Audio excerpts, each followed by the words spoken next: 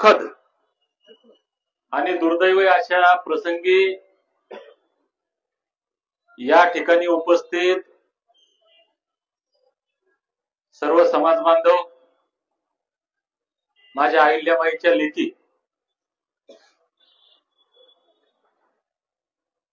खरं म्हणजे आम्ही चळवळीत काम करणारे लोक आहेत. अशा पद्धतीनं कधी एखादं आंदोलन करण्याचं काम पडेल असा विचारही विजूभाऊ कधी आम्ही डोक्यात नव्हता आणला.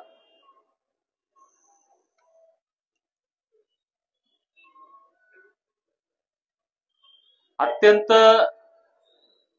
निर्दयीपणे मानवतेला काळिमा फासणारी एक प्रकारे ही घटना आपल्या परिसरात घडली. खरं म्हणजे अनिकेतनं आत्महत्या केली असं आपण सगळे म्हणतो, पण मी म्हणतो ही अनिकेतनं आत्महत्या नाही केली तर इथल्या धर्मांध आणि भ्रष्ट व्यवस्थेनं त्याचा खून केलाय असं मी म्हणतो. मी सुरुवातीलाच अत्यंत जबाबदारीनं धर्मांध याच्यामुळे म्हणतो.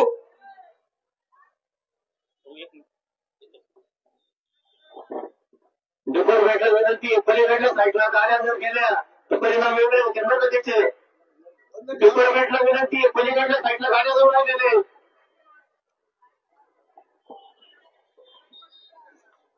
कारण धर्माचं नाव घ्यायचं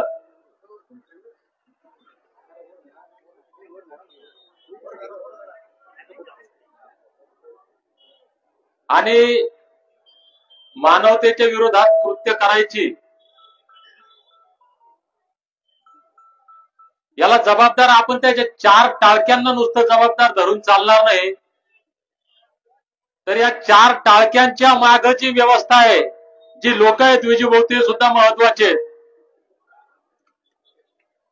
मी काल तो एक मेसेज सोशल मीडियाला बघितला आणि मला रावलं नाही. मी विजूभाऊंना फोन केला, म्हणलं भाऊ नेमका काय प्रकार तुमच्या भागामध्ये घडला. मग विजूभाऊनं ही सगळी हकीकत सांगितली. मग त्या अनिकेतचा चुलत भाऊ का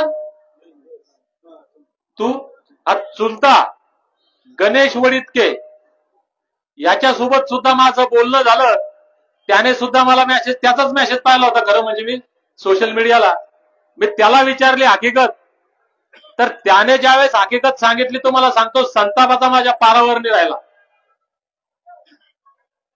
मुळात आम्ही एक गोष्ट समजून घेतली पाहिजे या ठिकाणी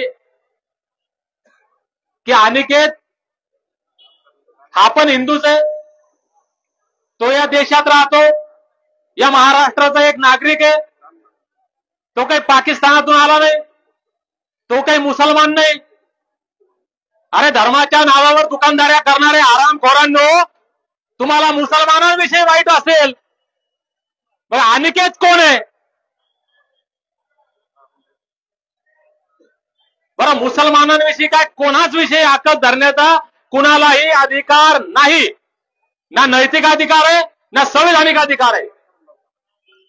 मुसलमान सुद्धा या राज्याचे, या देशाचे एक नागरिक आहेत, या समाज व्यवस्थेचा एक भाग आहेत आणि या देशाच्या जडणघडणीमध्ये, या देशाच्या स्वातंत्र्य लढ्यामध्ये अगदी छत्रपती शिवाजी महाराजांपासून या मुसलमानांचं योगदान आहे. नाकारता येतं का? काही लोकांना पटणार नाही तर माझं बोलणं. अरे पण जे सत्य आहे ते पाहना. शिवाजी महाराज मुस्लिम साम्राज्याच्या विरोधात लढत होते, सत्य.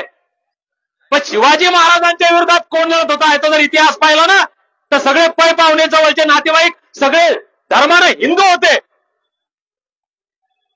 मग ते निजामाचे सरदार असू द्या, आदिलशहाचे, कुतुबशहाचे, औरंगजेबाचे सरदार असू द्या, हिंदूंचं प्रमाण किती होतं? आणि शिवाजी महाराजांच्या सैन्यात जे लढत होते त्याच्यामध्ये मुसलमानांचं प्रमाण किती होतं? तुमच्या तोफखान्याचा प्रमुख, तुमच्या आरमाराचा प्रमुख. अरे अफजल खानाचा कोथळा काढला म्हणून जे पोस्टर लावून या महाराष्ट्रामध्ये दंगली झाल्या, त्या अफजल खानाचा कोथळा ज्या वाघनखानं काढला, ते वाघनख देणारा सुद्धा रुस्तुम जमाल नावाचा मुसलमानच होता ना. मग मुसलमानांचं योगदान त्या शिवाजी महाराजांच्या राज्यात सुद्धा आहे ना. या देशाच्या स्वातंत्र्याच्या इतिहासामध्ये मुस्लिमांचं योगदान किती आहे? का टार्गेट करता? आणि कुणी अधिकार दिला तुम्हाला हरामखोरांनो रस्त्यात वाहन अडवायचा? अरे पोलिसांना माझा प्रश्न आहे. विजू भाऊ म्हणले वाईट वाटलं असेल पोलिसांना इथे शब्द ऐकून, पण आम्हाला सुद्धा थोड्या लाजा वाटल्याच पाहिजेत. आम्ही काम काय करतो, आमचं कर्तव्य काय आहे? मी सुद्धा पोलीस खात्यात काम केलेलं आहे 9.5 वर्ष, म्हणून पोलिसांविषयी थोडासा सन्मानजनक बोलतो. नाहीतर माझं बोलणं फार भयानक आहे. पण मी सन्मानजनक याच्यामुळे बोलतो की पोलिसांनी ज्या चुका केल्या या चुका दुरुस्त करण्याची संधी तुम्हाला देतोय. आता तुम्हाला 112 ला कॉल येतो. मला आता ते अमोलनं सांगितलं, ते काका सांगत होते की त्या भाड खाऊंनी हिंदू धर्मरक्षक म्हणून, गोरक्षक म्हणून आमच्या अनिकेतला पैसे मागितले, मारहाण केली, त्याला हिंदू दलाल म्हणून त्याचं सोशल मीडियावर त्याचे व्हिडिओ व्हायरल केले, पोस्ट व्हायरल केले. अरे आमच्या अनिकेतला हिंदू दलाल म्हणणाऱ्या दलाला हरामखोरांनो तुम्ही कोण?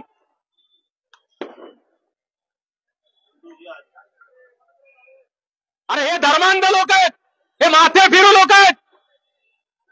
हरामखोर घरी बापाला पाणी पाजत नसतील, आईला पाणी प्यायला देत नसतील. अरे आम्ही हिंदूच आहेत ना, आम्ही याच लोकांमध्ये राहतो. एक म्हण आहे, गळ्यात माळ आणि पोटात काळ.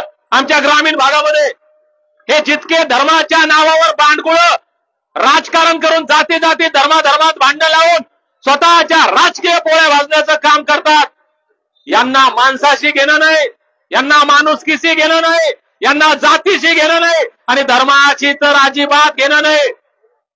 काय धर्माची शिकवण आहे ही? हिंदू धर्माची शिकवण आहे का? अरे ज्या गायीसाठी तुम्ही एक माणूस मारला, ती गाय आमच्यासाठी पवित्र आहे, पण माणसापेक्षा पवित्र नाही. ती गाय प्राणीच आम्ही म्हणू, पशुच म्हणू, माणूस महत्वाचा आहे.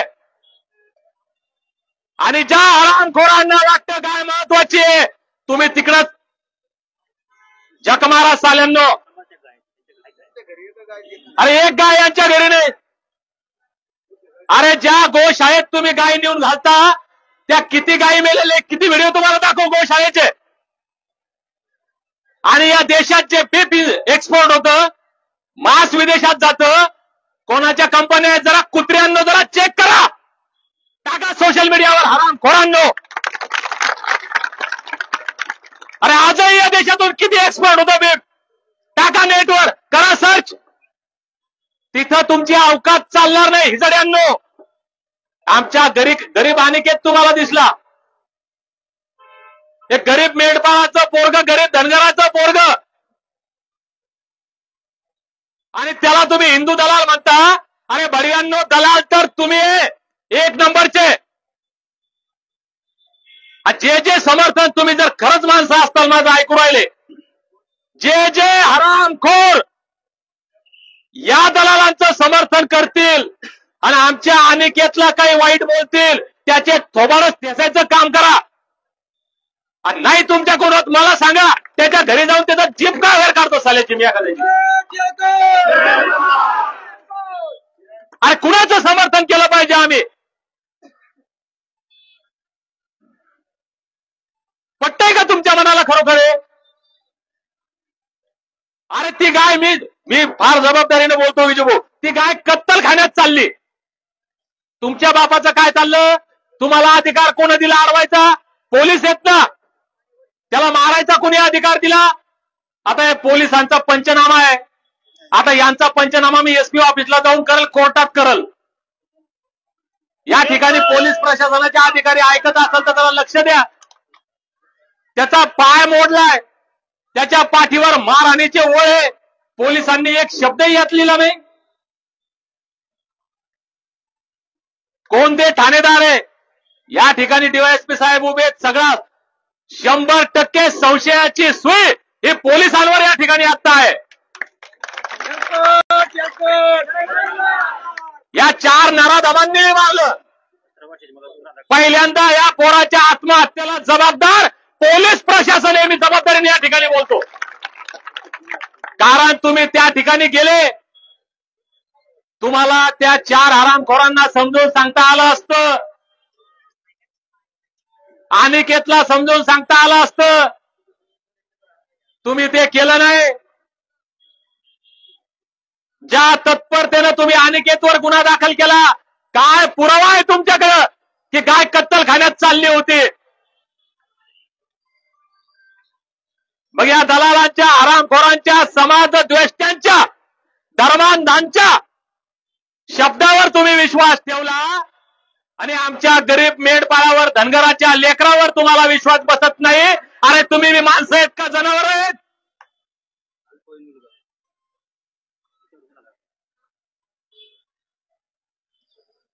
हे आम्हालाही कळलं पाहिजे ना. आम्ही समाजात राहतो. अरे कुणाचंही समर्थन करतो आम्ही. गोरक्षक गोरक्षक म्हणून फिरतात हे नालायक साले. अरे आम्ही साथ देतो ना यांना. आम्हाला कौतुक वाटतं त्यांचं. अरे आज अनिकेत गेला, उद्या तुमच्या लेकरावर वेळ येईल. अरे तुम्ही शेतकरी आहे ना, मी पोलीस डिपार्टमेंट मध्ये काम केलं. अरे कोणी हरामखोर रस्त्यामध्ये उठतात आणि या गाड्या अडवतात जनावरांच्या. अरे जनावर या गावातून त्या गावाला नेणं इतकं, म्हणजे तुम्हाला सांगतो, म्हणजे एखाद्या गांजाची तस्करी करणं सोपं आहे, दारूची तस्करी करणं सोपं आहे, एखादी AK-47 इकडून तिकडे नेणं सोपं झालं. पण या देशात, या राज्यात गाय, बैल हे प्राणी या गावातून त्या गावात नेणं अवघड झालेलं आहे भावांनो. कोणाचे आहेत गाय बैल? कोणाचे आहेत? अरे शेतकऱ्यांचे आहेत ना. तुम्हाला कधी त्रास जाणवला का? मी पोलीस खात्यात काम केलेले नातेवाईक असतील, मित्र असतील, दिवसाला एखादा फोन येतो, विजू भाऊ, भाऊ इथं पोलिसांना गाडी अडवली, आम्ही 2 बैल घेऊन पाहुण्याकडे चाललो होतो, 2 गायी घेऊन त्या गावाला चाललो होतो. बरं पोलीस नंतर आला, ते पोलिसाच्या अगोदर हे हरामखोर गोरक्षक पहिले येतात. जबाबदारीने बोलतो, कोणाला काय वाईट वाटलं तर समोर येऊन बोला, उत्तर देतो तुम्हाला. अरे तुमच्या मायबापाची सेवा करा, तुमच्या घरादाराचं पहा, चोट्या हो. समाजाची रक्षा करा. समाजामध्ये शांतता राहिली पाहिजे, सामाजिक सद्भावना टिकून राहिली पाहिजे, सामाजिक सलोखा टिकून राहिला पाहिजे. हा खरा धर्म आहे. अरे प्राणी मात्रावर प्रेम करा ही सांगणारी आमची संतांची परंपरा, आमची संस्कृती आहे. अरे रस्त्यानं जात असताना शेतकऱ्याच्या, गरीबाच्या मिरचीच्या देठालाही हात लावू नका, हे शिकवणाऱ्या शिवाजी महाराजांचा हा महाराष्ट्र आहे ना. तिथं तुम्ही माणसं मारता भडव्यांनो.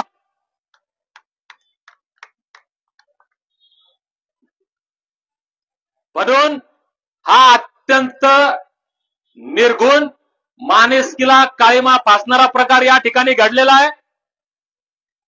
मी या ठिकाणी विजूभाऊशी बोललो, आता विजूभाऊ सांगितले, आम्हालाही ट्रोल करतील काही भडवे. तुमच्याही जिल्ह्यातले, या राज्यात हिंदुत्वाच्या नावावर राजकारण करणारे, गायीच्या नावावर राजकारण करणारे आता कोणत्या बिळात जाऊन लपले. अरे एक माणूस मारलाय तुमच्या व्यवस्थेनं इथं, या तुमच्या संशयानं, या तुमच्या नालायक आणि नीचपणामुळं एक 18 वर्षाचा तरुण आज आमच्यात नाहीये. तोंड शिवलीत का तुमची? मलाही काही ट्रोल करतील. हे जे धर्माचं भूत या भडव्यांच्या डोक्यात घुसलंय ना, अरे विजूभाऊ तमनर ज्यांनी या अहमदनगरचं नाव अहिल्यानगर व्हावं म्हणून जीवाचं रान केलेला माणूस आहे. तुम्ही विजय तमनरला हिंदुत्व विचारणार? म्हणजे यांच्याकडे सोपा उपाय आहे. खरं बोलायला लागलं की ते हिंदू विरोधी आहे, खरं बोलायला लागलं की तो अपक्षातला आहे, खरं बोलायला लागलं की तो विरोधी पक्षातला आहे. अरे मग तुम्ही बोला चोट्ट्यावर, आम्ही बोलत नाही. हा आता आपण आंदोलन बी केलं विजय भाऊ, काही भामटे काय म्हणले की याला विरोधी पक्षाची फूट आहे. अरे मग सत्तेतल्या पक्षाने काय बांगड्या भरल्या का? जर विरोधातले लोक धनगर आरक्षणाचा प्रश्न उचलत असतील तर भाजपच्या, राष्ट्रवादीच्या, अजित पवारच्या गटाच्या, शिंदे गटाच्या लोकांनी काय केलं? आता इथेही तोच प्रश्न आहे ना. मी सगळ्याचं म्हणजे माफी मागतो, मला कोणाला दुखवायचं नाही. खरोखर मी फार भयंकर बोलणारा माणूस आहे, पण आता बोलत नाही. माझी तुम्हाला सगळ्या लोकांना हात जोडून विनंती आहे की सत्ता आहे, तुमचे आमदार सत्ताधारी आहे, तुमचे पालकमंत्री सत्ताधारी आहे, तुम्ही त्यांच्या मागे खंबीरपणे उभे राहता 24 तास 12 महिने. पंचायत समितीचं इलेक्शन असो, नगरपालिकेचं इलेक्शन असो, आमदारकीचं इलेक्शन असो, खासदारकीचं इलेक्शन असो, इमानदारीने सांगा किती टक्के धनगर याच्या मागे? सगळाच आहे का नाही? आहे का नाही? माझा विरोध नाही दादा, तो तुमचा अधिकार आहे. तुम्ही कोणाच्या मागे राहा, कोणाला मत द्या, तुम्ही त्याच्याच मागे राहा. पण एक विनंती करतो, तुमचं लेकरू म्हणून माझा एक शब्द ऐका. ते जर आता तुमच्या मागे राहिले नाही ना, तर शपथ घ्या मरेपर्यंत त्यांच्या मागे राहायचं नाही. पटतंय का? मी बाकी काही बोलत नाही. त्यांना आता प्रश्न विचारा की हे तुमच्या मनाला बुद्धीला पटतं का? आता तुम्ही खंबीरपणे आमच्या मागे उभे राहता का? आणि ते जर राहत असतील तर मग तुम्हाला कोणाच्या मागे उभं राहायचं, काय करायचं, हा तुमचाच अधिकार आहे. पण विचारलं पाहिजे ना आम्ही. आमच्यावर झालेल्या डॉक्टर बाबासाहेब आंबेडकर म्हणतात, अन्याय करणारापेक्षा अन्याय सहन करणारा जास्त गुन्हेगार आहे. म्हणून ते कोण गोरक्षकाच्या नावावर हरामखोरांनी आमच्या अनिकेतला मारलं, पोलीस खात्यात कोण ते नीच या वर्दीला काळीमा फासणारे डुकर आहेत, त्यांचा काय हिशोब व्हायचा ते होईल. पण जर आम्ही या अन्यायाला जर वाचा फोडू शकत नसेल, आम्ही जर अनिकेतच्या मृत्यूला, त्याच्या परिवाराला न्याय देऊ शकत नसेल, तर आम्हाला सुद्धा आमची लाज वाटली पाहिजे असं मला वाटतं. आम्ही गुन्हेगार ठरू, बाबासाहेबांच्या शब्दामध्ये अन्याय सहन करणारा जास्त मोठा गुन्हेगार. म्हणून माझी विनंती आहे की पहिल्यांदा या पोलीस स्टेशनचे जे कोण इन्चार्ज आहे विजू भाऊ, याची आत्ता आजच्या आज बदली केली पाहिजे पोलीस प्रशासनाला. आपण आता, कारण जे पोलीस अधिकारी जागेवर असताना कुणाच्या तरी दबाव द्यायच्या मोबाईलची सगळ्यात चेकिंग केल्या गेली पाहिजे की यांना फोन कोणाचे. आमचे ते अनिकेतचा फोन सांगतात की याच्यावर मुसलमानाचा फोन आला. अरे कोणाचा येईल? तुमच्या फोनवर कोणाचे फोन आले ते पहिले तपासा. हा म्हणजे कायदा, अरे कायदा सगळ्यांचा आहे. जरी तुमच्या हातात असेल ना तर तो सगळ्यासाठी सारखा आहे. तुमच्या हातात आहे म्हणून दुरुपयोग करू नका. अरे कुठं फेडाले बाप? अरे जन्माला आलेल्या प्रत्येक माणसाला मारायचंय. तुमचं पद, प्रतिष्ठा, पैसा, सत्ता हे सोबत जात नाही, सोबत जातात तुमचे कर्म. म्हणून माझी पोलिसांना हात जोडून विनंती आहे, बाबा हो, आपण ड्युटी करत असताना काही झालं नाही, बसा बसा बसा, 5 मिनिटं बसा. अरे आपलं उठू नका कोणीच, आपलं कोणीच उठू नका. माझी पोलिसांना नम्र विनंती आहे, आपण एका जबाबदार पदावर आहात, आपण जागेवर डॉक्टर आहात, आपण जागेवर न्यायाधीश आहात. कुठल्याही गोष्टीला न्याय कोर्टात नंतर मिळतो, जागेवर पोलीस न्याय देतात.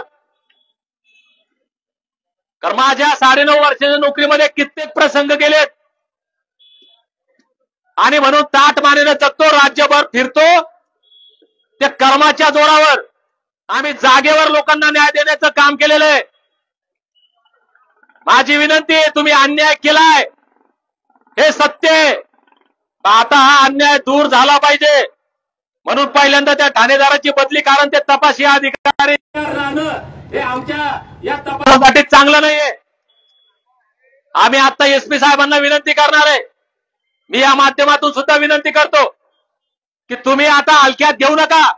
एक धनगराचं गरीब कुटुंब आहे, त्याच्याकडे 2 गुंठे जमीन नाही, त्याच्याकडे काय नाही, तो गरीब आहे असं समजू नका.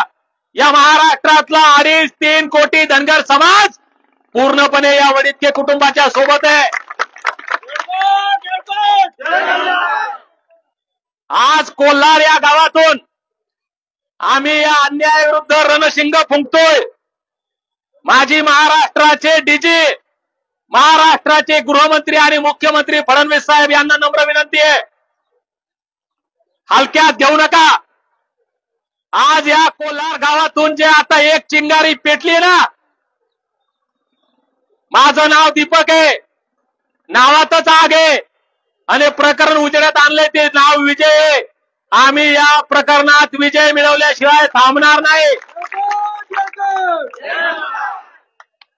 आज आम्ही शांततेनं या ठिकाणाहून उठतो. आपण 24 तासाच्या आत या संबंधित ठाणेदाराची पहिल्यांदा बदली करून एक खऱ्या अर्थानं पोलीस खात्यात चांगला असलेला अधिकारी एखादा तपासासाठी द्यावा, या प्रकरणाचा तपास लावावा. ज्या फिर्यादीनं आमच्यात तक्रार दिलेली आहे यांचं म्हणणं पोलिसांनी नोंदवलेलंच नाहीये, त्याचा परत जबाब घ्यावा. तो जे सांगल, ज्या शब्दात सांगल त्या शब्दात पोलिसांनी ही तक्रार पुढे वाढवली पाहिजे. या गुन्ह्यात काय कलम वाढतात त्याच्या सांगण्यानुसार ते वाढवले पाहिजे. आणि जर हे तुम्ही करणार नसाल तर मग मात्र रस्त्यावरचा सामना आमचा आणि तुमचाच आहे. आरोपी अजून अटक नाही. म्हणजे आज 27 तारखेला घटना घडली, 28 ला अनिकेतनं आत्महत्या केली, सकाळी 12 वाजता पोलीस स्टेशनला जातात आणि रात्री तुम्ही 1-2 वाजता ते सुद्धा सगळे लोक आल्यावर आमच्या माय मावल्या आल्यावर गुन्हा दाखल करता. मी म्हणलं की पोलीस 100% संशयाच्या भूमिकेमध्ये या ठिकाणी. म्हणून आता मजाक करू नका. तुम्हाला जर कायदा व सुव्यवस्थेचा अबाधित ठेवायची असेल, तुम्हाला जर हा प्रश्न शांततेत हाताळायचा असेल तर माझी विनंती आहे पोलीस प्रशासनाला, तात्काळ त्या आरोपींना जिथं आहे तिथून पहिल्यांदा अटक करा. तुम्हाला कोण दबाव आणतंय? तुम्ही या माणुसकीचा विचार करणार आहात की त्या माणुसकी विरोधी समाज कंटकांचा विचार करणार आहात? हे सुद्धा आता तुमची परीक्षा या ठिकाणी आहे. म्हणून मला वाटतं विजूभाऊ, आपण आता इथून जाऊन एकदा एसपी साहेबांना भेटू. कारण जिल्ह्याच्या पोलीस दलाचे प्रमुख म्हणून पोलीस अधीक्षक साहेब असतात, त्यांच्या कानावर आपण या गोष्टी घालणं गरजेचे आहेत.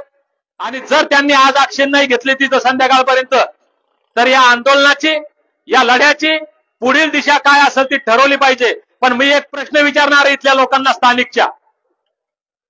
अनिकेत कुणाचा पाहुणा आहे मला माहिती नाही, अनिकेत कुणाचा मित्र आहे मला माहिती नाही, पण अनिकेत माणूस होता आणि तो तुमच्या भागातला होता आणि त्याचा नाहक बळी गेलाय असं किती लोकांना वाटतं? किती लोकांना वाटतं? मग त्याला न्याय मिळेपर्यंत तुम्ही लढणार? 100% लढणार. कुणाच्या दबावाला बळी पडणार नाही. आणि जे दबाव आणतील ते चेहरे ओळखा, जे दबाव आणतील ते नावं ओळखा. जे आज तुमच्यावर दबाव आणतील, तुम्हाला काही लालूच देतील, पैशाचं देतील, कशाचं देतील, काही धमक्या देतील, ते चेहरे ओळखा.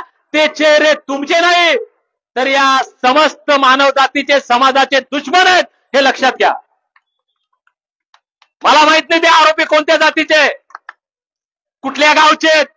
अरे पण ते कोणीही असो, कोणत्याही जातीचे असो, ते नराधम आहेत, ते समाज कंटक आहेत, ते धर्मांध लोक आहेत. त्यांच्यावर कारवाई झालीच पाहिजे. तो अमोल कुठे आहे? अमोल आहे का इथं? अमोल तुमच्या सगळ्या मंडळीची जबाबदारी दादा हो. तुम्ही जे भाऊ बरं का सरपंच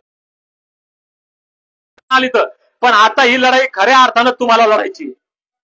हा अमोल ज्या भाषेत आता जबाब देईल त्याचा पुरवणी जबाब त्या भाषेत ते पोलीसवाले दाखल करतील ते करायला लावू आपण त्यांना. पण याच्यावर दबाव येणार नाही, याची मानसिकता ढासळणार नाही. याच्यासाठी तुम्हाला इथं खंबीरपणे राहावं लागणार आहे. अमोल आम्ही तुझ्या सोबत आहे, तू काळजी करू नको. तुला जे माहित आहे ते तू बोल. दादा अनिकेतचे वडील या ठिकाणी आहे. मी तुम्हाला एवढा शब्द देतो की आम्ही महाराष्ट्रातला 2.5-3 कोटी धनगर समाज, या इकडे या, आम्ही काही फक्त तुम्हाला तोंडापुरतं इथं धीर द्यायला आलेलो नाहीये.